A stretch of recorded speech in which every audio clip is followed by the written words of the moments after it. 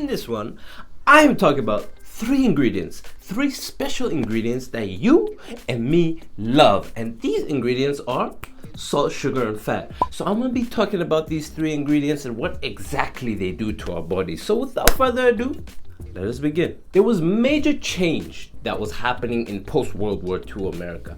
So you see, women who had traditionally stayed at home to cook and clean while their husbands were at work actually began to take jobs of their own. So this meant that they had less time for the arduous process of preparing meals. And at the same time, an increasing prevalence of televisions in American homes was another disincentive to spend more time in the kitchen, because you could be missing great shows such as Lassie. And American food companies saw this opportunity in this shift and started to produce more heavily processed convenience foods that were quick and easy to prepare. And one of the first companies to do this was General Foods, which introduced instant Jello pudding in the 1960s with immediate success. Various other time-saving foods and products were introduced as Americans were more than okay with trading a little bit of their wealth so that they could have more time. And of course, definitely that ideal of home-cooked meals was still hard to get rid of, because there were roughly about 25,000 home economics teachers in high schools in America that were still advocating it and were teaching their students how to make them. And to overcome this resistance to processed foods, food companies actually hired home economics teachers to advocate for these processed foods, and they also did things like holding competitions and contests for mothers and teachers. And the most famous example of such a teacher was an entirely fictional character, Betty Crocker, which was actually invented by an advertising manager. Things like her catchy slogans, her cookbooks were all major things in helping sway the American population to change their perception on highly processed foods. The first of these three I'm going to be talking about is sugar. And whew, if you know me, you know I got a sweet tooth. Let me know in the comment section down below if you got that sweet tooth as well, yo. So us as humans, we love and crave sugar. This is because back in the day, concentrated calories like those found in sugar actually improved our chances of survival. So this craving that we have was actually an evolutionary advantage. We also love starchy foods like pizza, because that starch can eventually be converted into sugar. Things like this is what the food industry uses against us to make us crave for their products. But we do have a certain cap for our desire for sugar. At some point, things just become too sweet for us. This means that companies need to find that bliss point of sweetness for every single one of their products, and this is just the point at which enjoyability is maximized. Depending on your age, your bliss point will be different.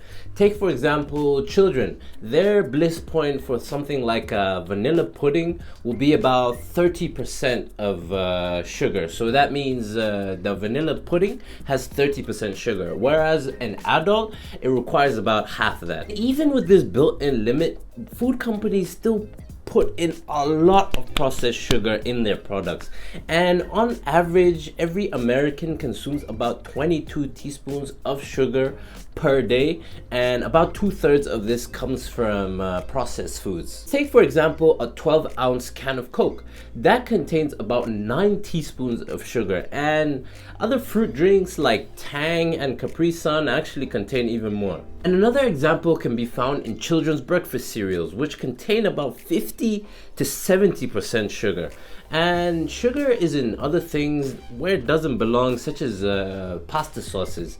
And actually, for pasta sauces, the second ingredient behind tomatoes is sugar. Just to put these figures into perspective, the American Heart Association actually recommends that you should have somewhere between 5 to 9 teaspoons of sugar per day on top of your nutritional needs. Second favorite ingredient of the processed food industry is fat. And just like unlike sugar, we developed our craving for fat due to evolutionary purposes because it's also loaded with a lot of calories. And actually, gram for gram, fat actually has more calories than sugar. Unlike sugar, there's no real bliss point for fat. It always seems that for fat, more is always better to us. For example, one study actually showed that milk can never be too fatty to us. Some adults, majority of adults actually, would prefer fattier milk even if it had more fat than heavy cream. This may be partially explained by the fact that we can't really gauge how much fat there is in food. Actually,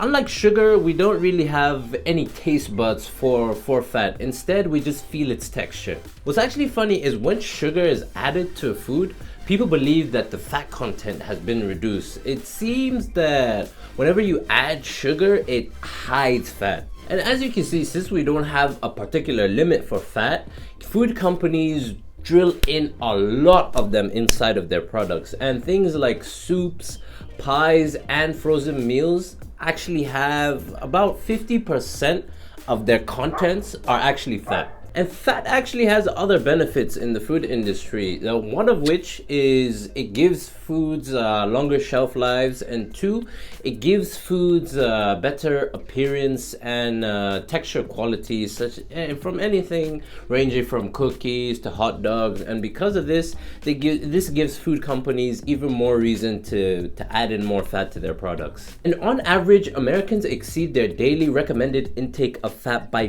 50%. And it's no reason why you can see over half of Americans are overweight. And the third ingredient that the food industry loves, and that is salt.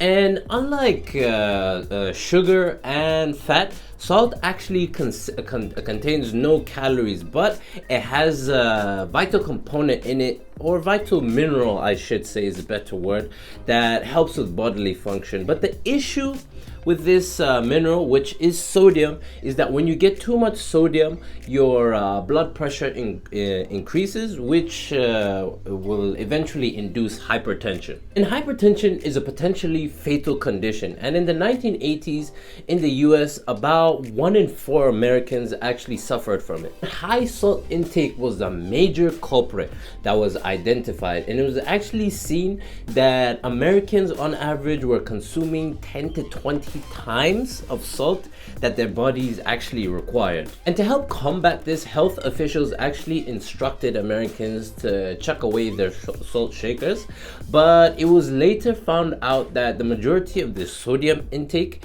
came from processed foods, which contained about 3/4 of the Americans' daily recommended dose. It turned out that these food companies were pouring buckets of salt into their products, like your pizzas, sauces, and soups. And take one Hungry Man turkey dinner, for example. That actually had more than 2 times the amount of the daily recommended salt intake. Why do food companies shove so much salt into their products?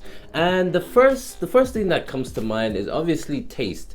It helps food to taste better, and it actually helps to suppress that bad aftertaste of processed foods after manufacturing, which are called off notes. The author actually tasted Campbell's vegetable beef soup before salt was added inside, and actually found that it had this nasty metallic flavor. You might be wondering, does salt have a bliss point like sugar? It actually found that it does, but it's a bit more flexible. So as your salt intake increases, your bliss point actually increases along with it. Apart from taste, these companies actually use sodium to help increase the shelf lives of their products, and sodium actually helps to bind other ingredients together. But unfortunately, with all of this means that an increase in sodium intake for the average American. And with that is it. Yo, just make sure next time you decide to buy something, look at those nutritional facts, and see how much of those ingredients are in it. And yeah, my personal advice: just do your best to help well, do your best to limit these products in your daily diet. So yeah, I mean, if you got any value, as always, that like button, comment if you found any value from this video, share with anyone you believe will benefit from this video, and yeah, until next time.